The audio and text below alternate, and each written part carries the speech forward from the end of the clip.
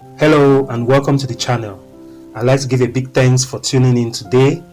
So without much further ado, let's get on to the video. Minutes before the sun would rise, Michael had already been up and glued to his screen. With earphones on, he didn't notice when he muttered out strongly, "Jesus!" He spoke with all his breath, venting some of the shock and horror rising from within. It stirred Linda awake. She turned towards his face, filled with concern, and he wordlessly passed the phone to her. First, she took it with one hand, then cradled it with both as her eyes registered the live stream. It was a split shot of the same location. One of a close-up of what appeared to be an all-black structure, like a wall of pure dark smoke, a blackness of absolute void, deep and bleak, where no light could penetrate.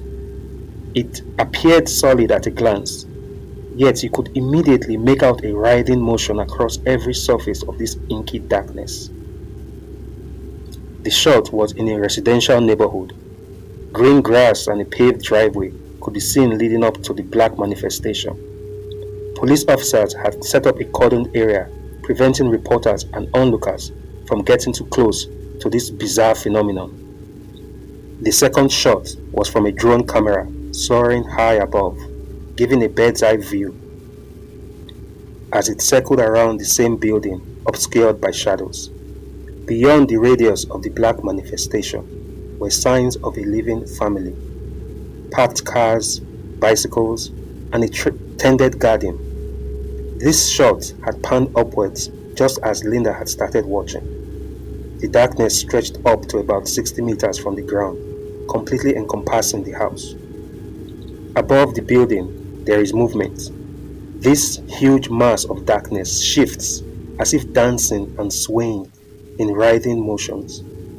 It is a large, outstretched tentacle of shadow, reaching up from the earth, shifting and twisting. Just above a barely visible chimney, the darkness is clearly more translucent, less intense. It is impossible to make out in the night, but all too obvious in the daytime. Suddenly, the tentacle jerks, stopping its movement. It is so shocking, Linda snaps back to herself and looks at Michael. "It's still happening," he says softly, in a worried tone. Indeed, this phenomenon of shadow was not the first of its kind. It was officially acknowledged 3 weeks ago, yet it may have been happening for much longer. At first, there were disappearances, people going missing overnight, leaving behind heavily destroyed rooms, but no trails other than footsteps leading out an exit door or a window. Then there were survivors. At first, they gibbered unintelligibly, most lashing out violently, whilst in the care of doctors or nurses. Then came coherent survivors. A teenage girl who told a harrowing story of her family turning confused, then dangerous throughout the night. How many voices from places unseen perpetually harrowed her, first asking her to come outside, then they tried to trick her. Then they began to terrorize her, insisting she comply.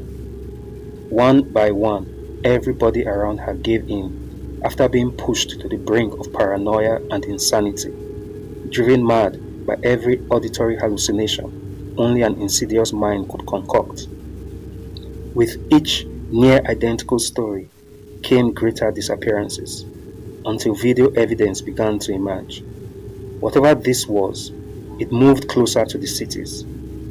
Where before it preyed around the outskirts of towns, stealing hermits living in deep rural areas, now it clutched at the cities with disturbing regularity. The tentacle on the screen suddenly jerks downward, as though pulled by a great force, disappearing into the earth, leaving behind a structure that is heavily damaged. There are boarded up windows, crevices streaking down from the roofs, as though something repeatedly pulled at these walls with great force, enough to break the walls but not collapse them. Moments later, the front door of the home bursts open and a man storms out, calling to someone and looking around frantically. The police and reporters swarm him, but he barely responds, only his head and eyes whipping around, scanning any face he sees. Before the screen abruptly blacks out, Michael noticed, as the man whipped his head around, his eyes going side to side, he noticed identical streaks of caked blood running down both ears, disappearing behind his blood-stained collar. Michael abruptly cursed as he shut up. Bloody hell! He repeatedly pressed the power button, but the phone remained black and unresponsive. Mike? Linda called worriedly as she stared outside the bedroom window into utter pitch blackness beyond. There was a loud grating knock on the door, shocking both of them. When it stopped, they both heard a voice, and both simultaneously responded. Donald? Michael asked. Sally? Linda questioned.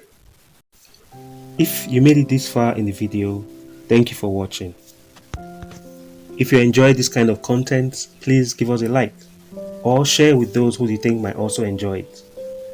And you could also subscribe to our channel. Every member really helps, and it makes the work all the more worth it. Thanks for watching. Have a wonderful day. Cheers.